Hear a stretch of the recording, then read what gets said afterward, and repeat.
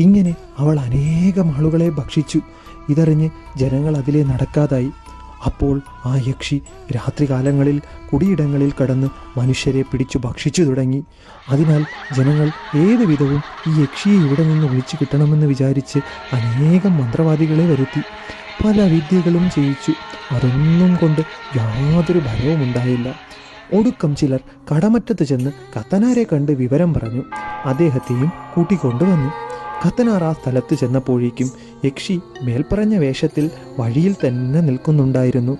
അദ്ദേഹം ചെന്നപ്പോൾ യക്ഷി പതിവ് പോലെ പുഞ്ചിരിച്ചുകൊണ്ട് ഒന്ന് മുറുക്കാൻ ചുണ്ണാമ്പ് തരുമോ എന്ന് ചോദിച്ചു. അതുകേട്ട് കത്തനാർ സന്തോഷത്തോടുകൂടി തരാമല്ലോ എന്ന് പറഞ്ഞു. കുറച്ച് ചുണ്ണാമ്പ് ഒരാണിത്തുമ്പിന്മേൽ വെച്ച് നീട്ടിക്കൊടുത്തു. അത് മേടിക്കാൻ യക്ഷി സ്വൽപ്പം മടിച്ചു, എങ്കിലും മേടിച്ചു.